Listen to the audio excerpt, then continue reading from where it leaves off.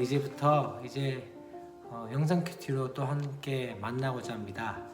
계속적으로 큐티 학교와 큐티 모임을 통해서 함께 말씀을 어떻게 큐티할 것인가에 대해서 함께 실제적으로 했지만 이제 조금씩 이제 학교 생활에서 또 삶에서 꾸준하게 큐티하기 위해서 제가 조금 도움을 드리고자 이렇게 영상 큐티로서 저와 만나게 되어질 것 같습니다. 매일매일 함께 만나게 되어질 텐데 함께 최선을 다해서 함께 말씀을 나눴으면 좋겠습니다. 오늘부터 이제 우리가 나눌 말씀은 베드로 후서의 말씀들을 함께 나누게 되어집니다. 베드로의 후서의 말씀은 베드로가 순교하기 직전 가운데서 로마에서 적었던 글이 베드로 전서와 후서입니다. 이 당시의 상황들은 어떤 상황이었다면은 계속적으로 기독교가 박해를 당하고 있는 상황이었고, 특별히 네로가 로마를 불지르면서 화재 사건을 그리스도인에게 돌림을 통해서 더욱더 핍박이 가해지는 상황 가운데 있었습니다. 그런 상황 가운데서 베드로 전서에서는 어떤 이야기를 합니까? 지금 너희들이 핍박과 어려움을 당하고 있지만 최선을 다해서 끝까지 견뎌내야 너희 안에 산 소망이신 예수 그리스도가 있기 때문에 견뎌내라는 것들을 이야기하고 있고, 오늘부터 우리가 볼 말씀 베드로 후서에서는 어떠한 이야기가 나옵니까?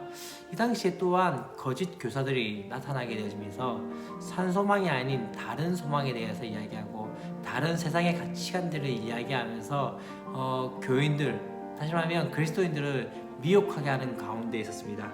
그렇기 때문에 어떠합니까?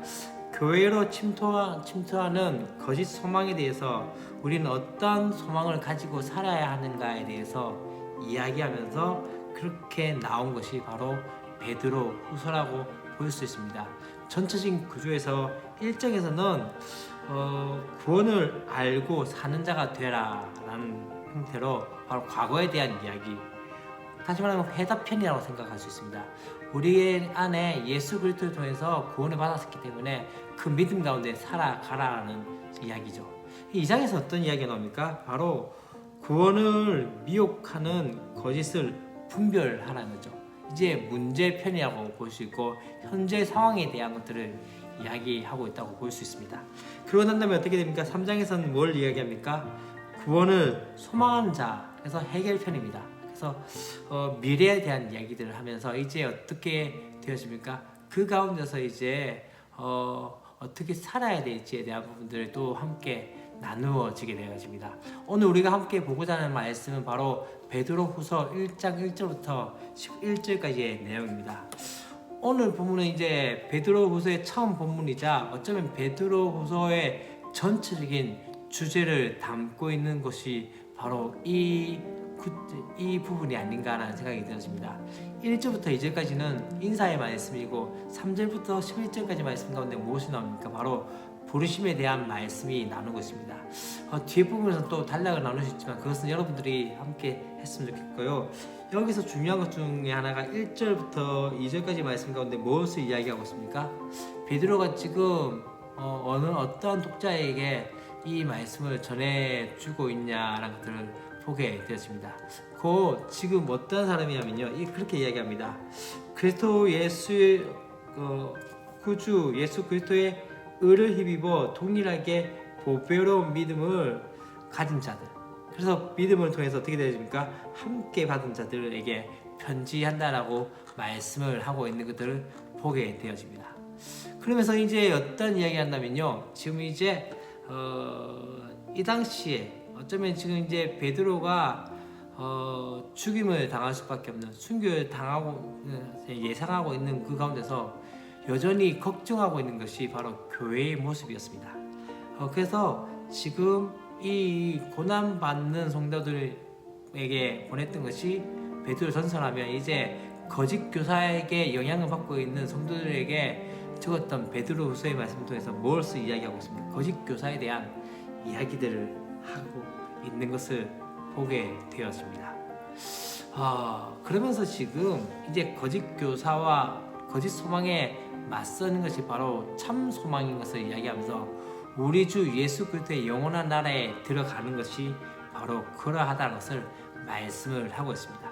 여기서 이제 짧게 우리가 몇 단계를 나누게 될 텐데요. 첫 번째는 이 구원의 모든 것은 하나님과 구주 예수 그리스도로 말미암아 온다는 것을 말씀하고 있는 것이죠. 1절에서 그렇게 이야기합니다. 그의 의를 힘입어 동일하게 보배로운 믿음을 우리에게 주셨다라고 말씀하고 있고, 또한 3절에서 어떻게 합니까? 그의 신기한 능력으로 생명과 경건에 속한 모든 것을 우리에게 주셨다라고 말씀을 하고 있는 거죠. 다시 말하면 우리는 정욕대로 살며 썩어질 것을 위해서 살 존재가 아니라 바로 주님은 그의 일을 힘입어 보배로운 믿음을 우리에게 주셨고, 그 믿음이 은혜로 되어진 것에 대해서 말씀하고 있는 것을 보게 되십니다. 이 보배로운 믿음이 어떻게 되어집니까?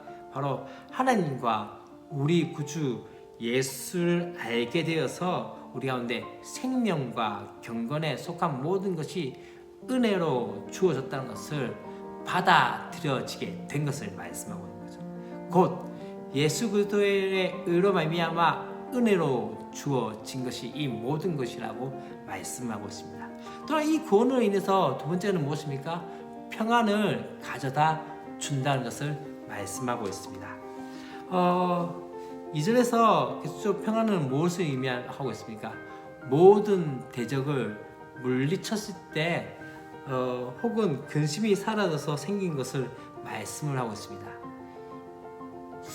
이 평안은 무엇을 통해서, 오늘 말씀에 2절 말씀에서 어떻게 이야기하고 있습니까? 하나님과 우리 주 예수 그리스도를 알므로 은혜와 평강이, 다시 말하면 하나님을 알아감을 통해서 되어진 것을 보게 됩니다. 오늘 본문에서 반복되어진 것이 하나가 있다면 알미입니다. 그리스도를 암, 또는 어떻게 이야기합니까? 우리의 부르신 이를 암, 또 예수 그리스도를 알게, 이렇게 말씀하면서 알아감에 대한 것들을 보게 됩니다. 우리의 진짜 평안을 누구를 알았을 때, 바로 하나님을 알았을 때, 예수 그리스도를 알았을 때, 이 안다는 것은 그냥 그렇게 지식적인 알물 의미하는 것이 아니라 더 중요한 건 무엇입니까? 바로 그분의 인격적인 만나면서, 인격적인 만남 안에서 되어진 것을 의미하는 것이죠. 세 번째는 이 평안이 무엇을 어떻게 되어집니까? 우리 구주 예수 그리스도의 영원한 나라에 들어가는 것으로 생겨나게 되어집니다. 11절 말씀에 그렇게 이야기합니다. 이같이 하면 우리 주 곧 예수 그리스도의 영원한 나라에 들어감을 넉넉히 우리에게 주신다라고 말씀합니다. 평안의 근본은 영원한 나라에 들어가십니다. 언제 들어가게 되시죠? 죽을 때입니까? 세상의 마지막 날일까요? 그렇게 이야기할 수 있지만 더 중요한 건 무엇입니까? 여기서 이 땅에서도 그 평안을 누릴 수 있는 것인데 어떻게 해요? 하나님의 나라로서의 삶, 하나님을 알아감을 통해서의 삶, 그렇게 되어진 것이죠. 그렇다면 우리가 마지막으로 어떻게 살아야 하는가에 대해서 이야기합니다. 어떻게 살아야 할까요? 여러분, 5절에서 7절까지 말씀에서 그렇게 이야기를 합니다. 그러므로 너희가 더욱 힘써 너희 믿음의 덕의 지식의 절제에 인내에 경건에 형제 우애에 사랑을 더하라라고 말씀을 하게 되어진 것들을 보게 되십니다.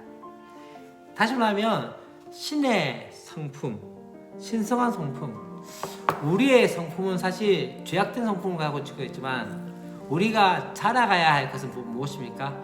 그리스도의 장성한 분량까지 가는 것을 말하고 있는 것이죠.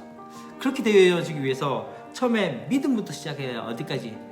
사랑까지 가는 것이죠. 하나씩 한 단계 계속적으로 가게 되어지면서 끝에 맨 마지막에 어떻게 해요? 사랑의 단계까지 가게 되어지죠.